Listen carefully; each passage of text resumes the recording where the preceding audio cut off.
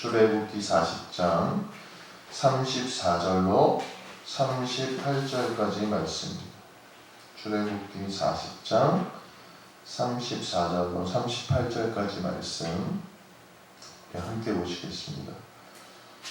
34절부터 38절 구약성경 147페이지입니다. 제가 대표로 공부하겠습니다.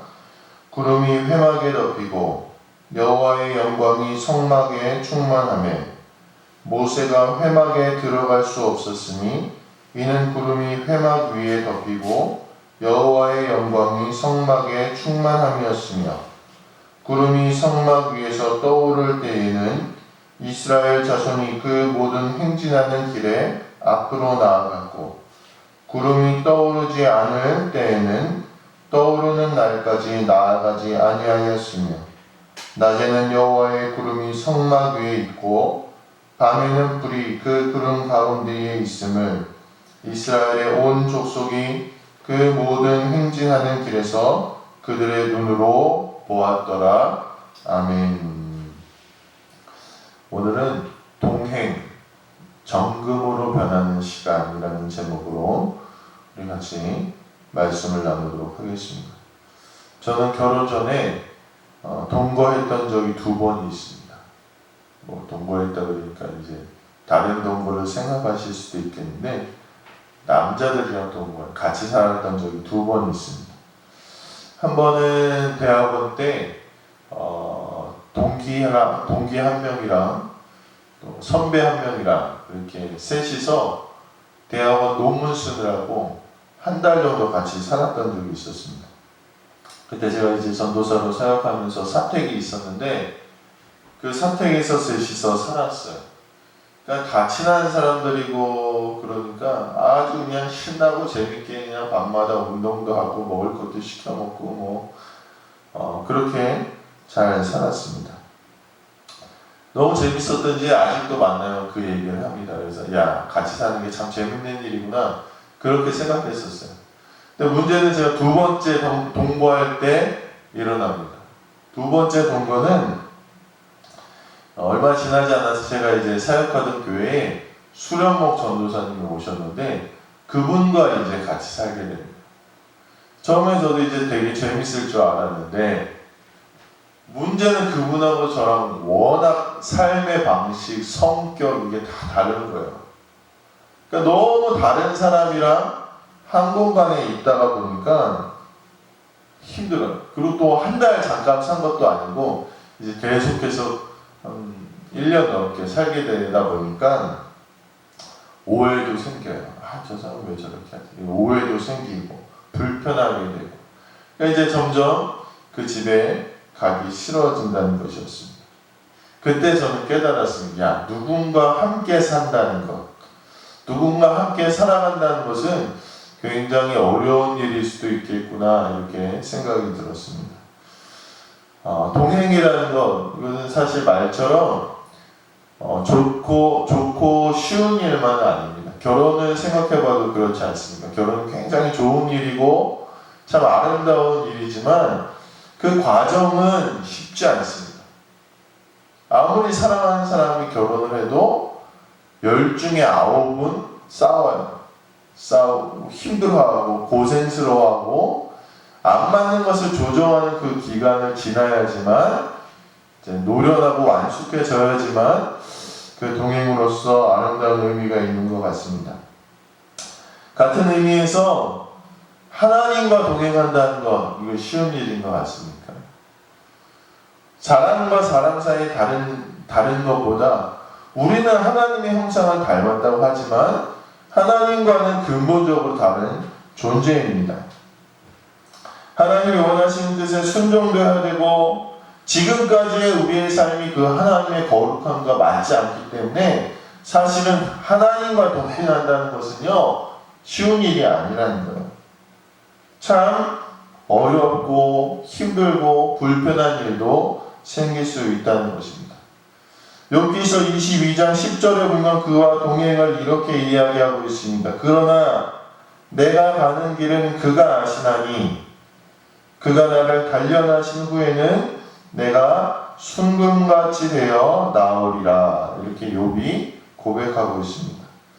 욥이 어떤 사람이었습니까? 욥은 하나님과 동행하는 사람이었고 당대의 의인이고 완성된 사람이라고 했는데 하나님은 그를 단련시키시고 엄청난 시련을 겪게 하신다는 것입니다.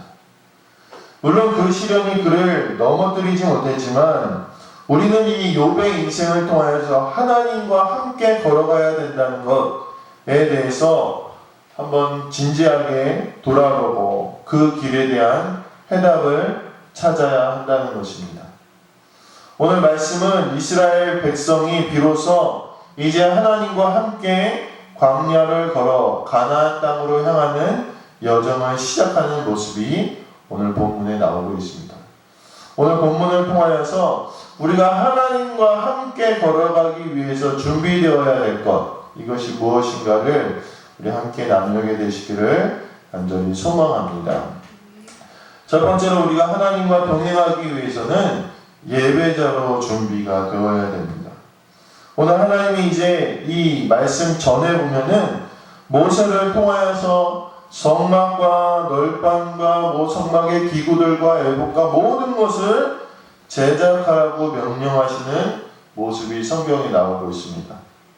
성막을 만들고 애봇을 만들고 기명과 기구들을 만드는 일은요 굉장히 섬세하고 어려운 일이었습니다. 그리고 부담스러운 일이었습니다. 이것은 하나님이 주시는 능력과 재능이 아니면 할 수 없는 일이었습니다. 그래서 하나님이 36절서부터 보면 부살렐과 오홀리압과 마음이 지혜로운 사람들을 통하여서 이 성막을 건축하게 하십니다. 복잡해요. 말씀 보면 막 어디를 쳐서 만들고 금으로 쳐고 고리를 어디로 만들고 막 복잡해요. 이 복잡하고 섬세한 작업들을 감당하게 해요. 그리고요 이 성막을 제가 만드는 데는요 비용이 엄청나게 들었어요. 성경에 보니까 금만 한 1톤 정도가 돼요. 금만. 그리고 60만 명이 그러니까 그 당시에 이제 출애굽했던 모든 장정들이 성전세를 냈는데 이게 은을 냈는데 이 은이 얼마냐? 하루 이틀치 일당의 은을 냈다는 거예요. 그럼 굉장히 60만 명이 이틀치 이상 이틀치만 한 20만 원 치면 60만 명이면 얼마예요?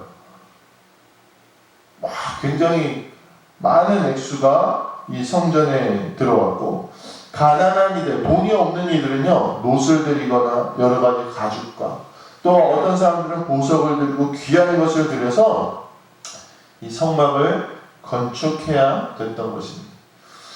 이 성막을 건축해서 이스라엘 백성들이 다 순종해서 지키고 나니까 여호와께서 모세에게 명령하신 대로 되었다고 성경은 이야기하는데 그렇고 나서 보니까 오늘 하나님이 이스라엘 백성 가운데 비로소 임재하신 거예요. 임재하시고 그들과 함께 걸어가기 시작하셨다는 것입니다. 오늘 출애굽기 후반부에는 이 이스라엘 백성들이 이 정교하고 복잡한 작업들, 힘든 작업들을요 하나도 빠짐없이 이행했음을 증명하고 있습니다. 그리고 그렇게 섰을 때 하나님이 그들과 함께 하셨다는 것입니다. 이것은요 이스라엘 백성들이 예배자로 준비되는 시간이었습니다. 예배자로 온전히 준비될 때 하나님이 그 가운데 임재하시고 하나님이 거룩한 예배로 준비된 자들과 동행하시기 시작하신다는 것입니다. 오늘 우리도 예배자로 준비가 되어야 됩니다. 예수 그리스도의 십자가의 은혜로 나의 회개와 돌이킴이 있고 세상의 습관들을 버리고 정말로 결단하는 예배자로 세워졌을 때 오늘 하나님이 우리와 동행, 우리가 그렇게 준비되어 있을 때야 비로소 하나님이 우리와 동행하신다는 것입니다. 주께서 갈라하실 때에 이스라엘 백성들의 성막을 위해 아낌없이 내놓았던 것처럼 드리는 헌신도 예배자에겐 필요합니다. 때로는 참 어려워요. 복잡해요. 막 기술들이 요하고 오랜 시간들이 요하는 일들이지만 하나하나 차근차근 주님의 말씀을 곱씹고 순종하는 삶을 살아갈 때 우리가 진정한 예배자로 준비가 되고 이스라엘이 준비되었을 때 하나님께서 회막 위에 임하셨던 것처럼 비로소 우리가 진정한 예배자로 준비될 때 하나님과 동행할 그런 준비가 되어진다는 것입니다. 오늘 이 예배자로 선다는 것에 대해서 우리가 함께 좀 생각해 보시기를 간절히 소망합니다.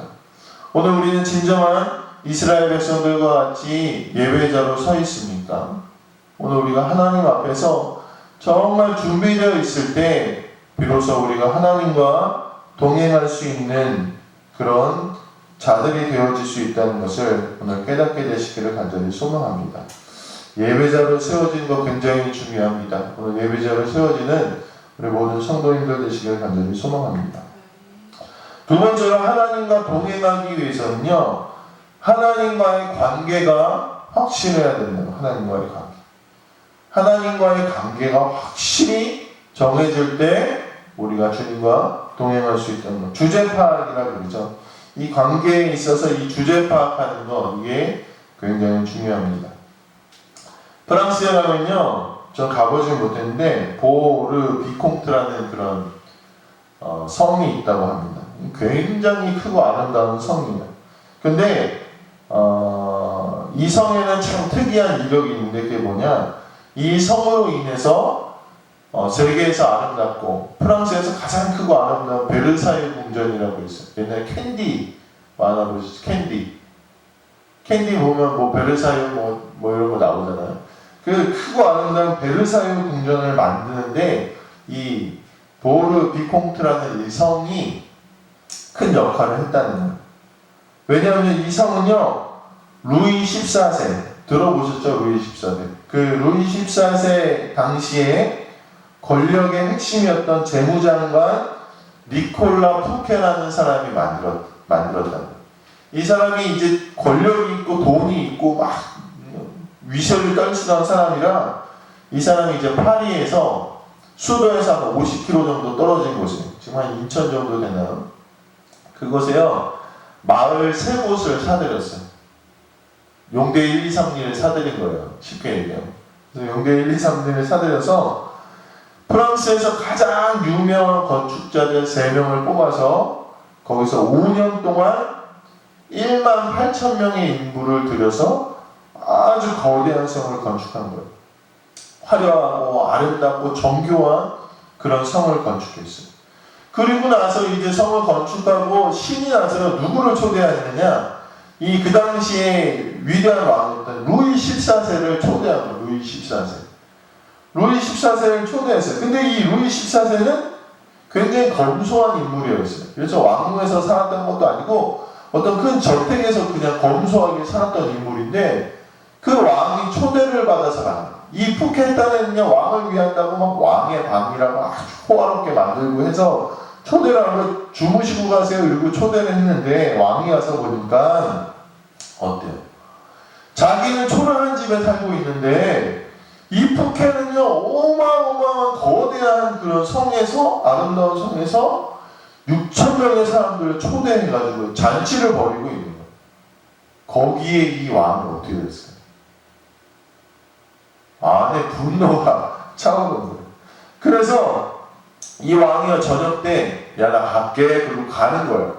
그러니까 이 푸케가, 아니, 왜 벌써 가십니까? 그랬더니, 내가 속이 안 좋아. 그리고 파리로 돌아가 버렸어요. 그리고 파리로 돌아가자마자 누구한테 명령하느냐, 그 삼총사 아시죠? 달타냥과 삼총사. 그 사람들한테 명령한 거예요. 야, 너네 가서 저 푸케 조사해가지고, 분명히 저거 횡령도 하고, 분명히 저거 권력 남용으로 저렇게 큰 성을 지었을 거예요. 그래서 조사해서 18일 만에 이 푸케가 잡혀가요. 권력 남용, 횡령 이런 걸로 잡혀가지고요, 종신형을 살게 되고요, 재산도 다 몰수되게 생깁니다. 그리고 죽을 때까지 이 루이 14세가 푸케를 괴롭혔다고 그렇게 역사가 전해진다고 합니다. 그리고 나서 이 왕이 뭘 진 거예요? 그 비콩트 성을 지은 건축자 3명을 다 불러서, 야, 너네 이제부터 저 비콩트 성보다 더 아름답고 더 위대한 성전입니다. 궁전을 지어라. 그리고 지은 게 바로 베르사유 궁전이라는 것입니다. 자기가 권력이 있고 잘 나간다고 해서요, 그 주제를 모르면요, 관계가 깨어지는 건 순식간이라는 거예요.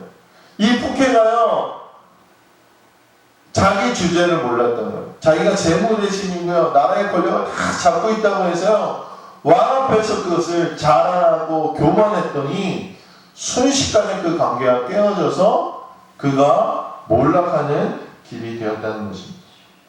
오늘 우리가 하나님과의 관계, 동행에 앞서서 우리가 하나님과 어떤 관계인지 잘 살펴봐야 된다는 것입니다.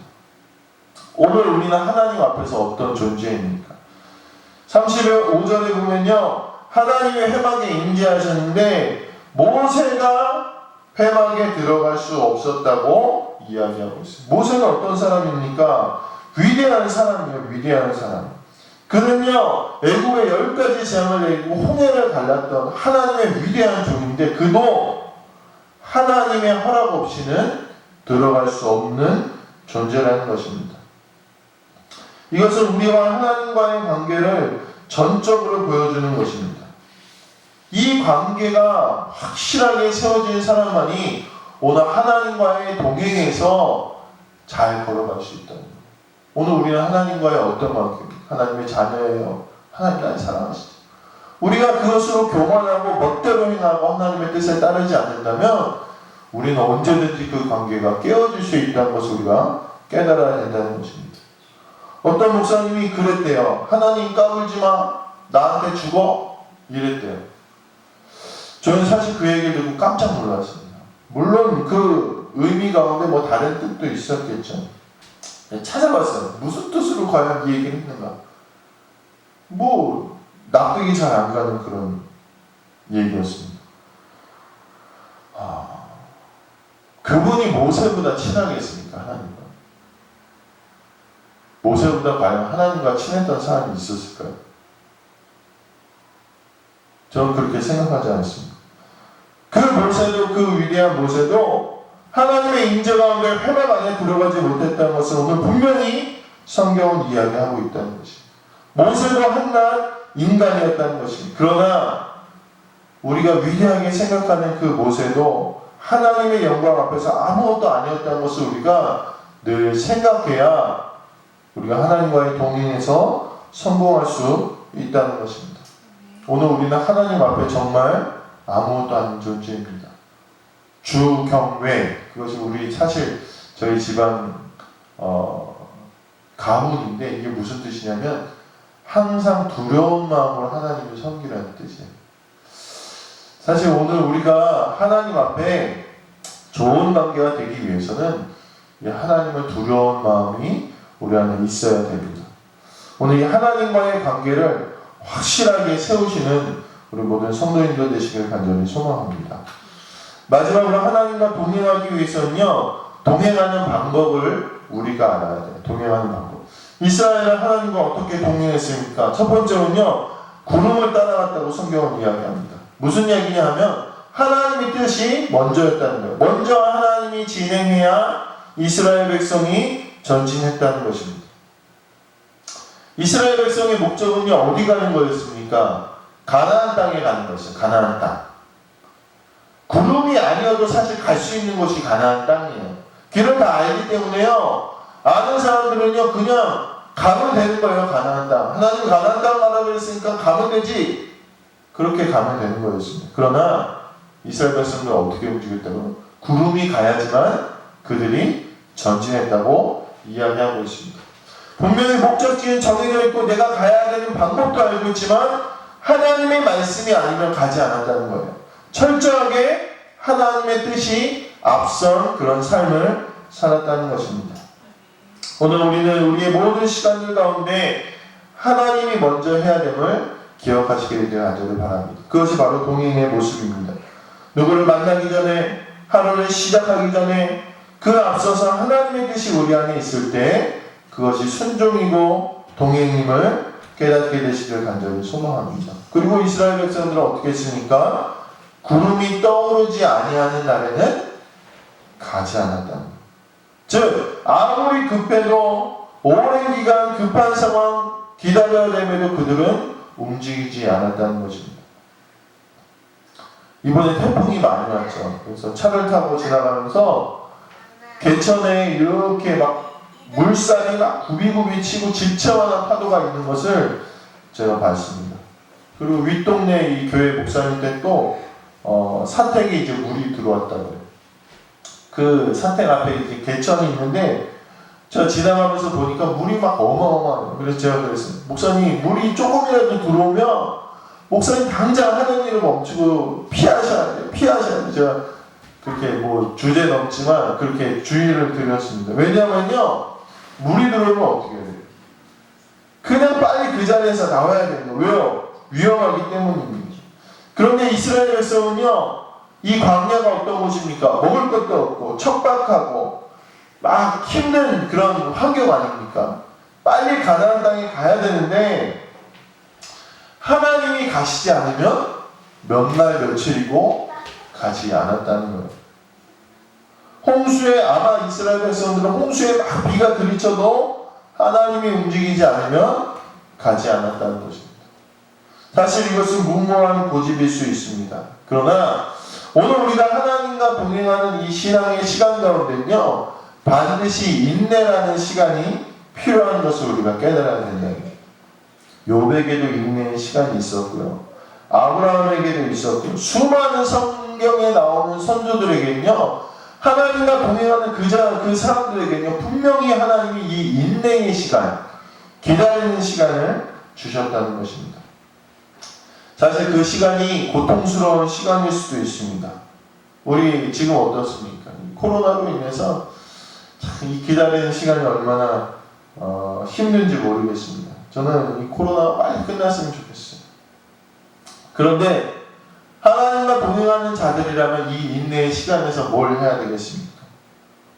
이 기다리는 시간에 과연 하나님이 왜 나를 기다리게 하시는가를 오늘 우리가 구하고 확실히 알고 넘어가야 된다는 것입니다. 이 인내의 시간을 견디지 못하면요, 자기 마음대로 합니다. 조급해서 하나님의 뜻을 저버리게 됩니다.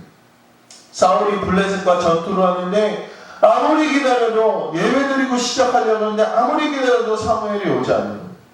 그래서 그가 조급하여 먼저 예배드리고 그것이 하나님과의 동행을 깨뜨리는 그런 사건이 되었다는 것입니다.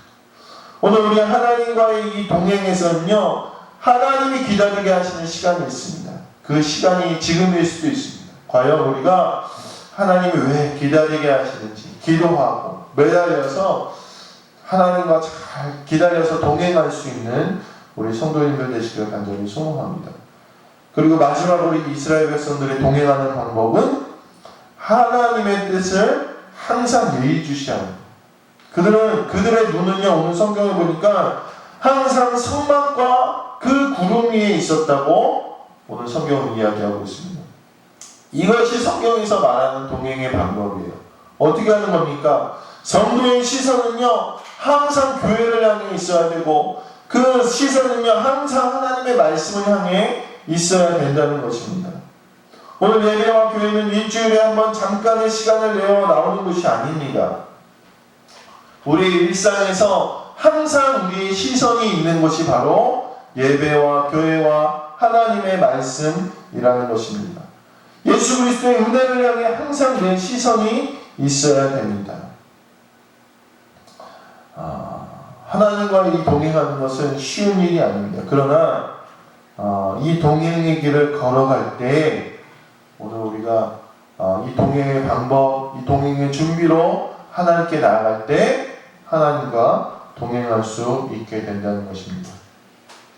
이스라엘 백성들은 이 동행이 오래 걸렸습니다. 그런데 왜 하나님이 그들을 그렇게 하셨을까? 오랜 기간 이 동행의 훈련을 왜 하나님께서 시키셨을까요? 그것은요, 이스라엘 백성이 하나님의 진정한 백성으로 거듭나게 하기 위해서 하나님이 이 훈련을 시키셨습니다. 오늘 이 동행이라는 것의 의미, 동행이라는 것의 목적을 우리는 한번 생각해 봐야 됩니다. 오늘 하나님의 동행은 하나님께서 우리와 이 땅에서 함께 걸어가시는 이유는 목적이 있어요. 그것이 무엇입니까? 욥의 경우를 보면, 욥이 고백한 것을 보면 욥이 뭐라고 고백했죠? 처음에 그러나 내가 가는 길을 그가 아시나니 그가 나를 단련하신 후에는 내가 순금같이 되어 나오리라. 이렇게 이야기 고백했습니다. 오늘 우리가 하나님이 우리와 동행하시는 이유는 무엇입니까? 우리를 순금같이 하시기 위해서 우리와 동행하시는 것입니다. 내가 성도로서 신앙으로서 완성이 되었다고 우리는 생각할지 몰라도 정금이라는 것은요 전혀 불순한 가치가 들어가 있지 않은 것을 정금이라고. 근데 우리의 신앙이 과연 그렇습니까? 자, 금값이 올랐다길래 저희 아내랑 얘기해서 저희 결혼 반지를 좀 팔려고 갖고 가서 결혼 반지를 팔려고 갖고 왔는데 금값이 한 30만 원 정도 되니까 야 우리 결혼 반지 좀 크니까 좀 많이 받겠다 이렇게 생각을 해서 팔려고 가져갔더니 얼마 안 주는 거예요. 뭐 반에 반도 안 줘. 왜 이렇게 금인데 결혼 반지 비싸게 주고 하는 건데 왜 이렇게 조금 나오냐고 그렇게 얘기했더니 14K라는 14K. 그래서 제가 얼마 속상한지 몰랐어요. 살 때는 비싸게 샀는데 팔 때는 얼마 안 하는 거예요. 왜 14K가 조금 나갑니까? 값이. 그건요 순금이 아니기 때문에 그 안에 금이 아닌 뭔가 다른 게 있기 때문에 값어치가 떨어진다는 것입니다. 우리의 신앙을요 하나님께서 우리와 동행하시는 이유는요 우리를 거룩한 백성으로 만들기 위해서 우리와 동행하신다는 거예요. 그 동행의 삶을 통하여서 우리 안에 불순물들이 다 빠져나가고요 우리 안에 죄들이 다 빠져나가고요 세상의 습관들이 다 빠져나가서 우리가 거룩한 주의 백성이 되는 것이 오늘 하나님의 동행의 목적이라는 사실을 우리가 깨닫게 되시길 간절히 소망합니다. 우리에게 예수 그리스도로 말미암아 구원의 문이 열렸지만 우리는 아직도 우리 안에 많은 불순물들을 가지고 있습니다. 믿는다고 하면서도 합당한 모습으로 살아가지 못하는 것이 우리의 모습입니다. 오늘 우리가 주의 거룩한 동행을 통하여서 우리 안에 불순물들이 사라지고 정금으로 변하는 하나님의 거룩한 백성이 되시길 간절히 소망합니다. 진정한 예배자로 하나님과 동행하면서 하나님은 욥과 같이 아브라함과 이삭과 야곱과 같이 우리를 변화시키는 그 시간을 경험하시게 되길 간절히 소망합니다. 놀라운 하나님의 은혜를 맛보시길 간절히 소망합니다. 그러기 위해서 우리가 예배자로 세워져야 되고 하나님의 종임을 깨닫고 하나님의 뜻을 앞세우고 순종하고 항상 바라볼 때 우리가 그 동행의 시간을 맛보게 된다는 것을 깨달으시고 정금과 같이 세워지는 우리 모든 남교교회 성도님들 되시기를 주님의 이름으로 간절히 축원합니다. 기도하시겠습니다.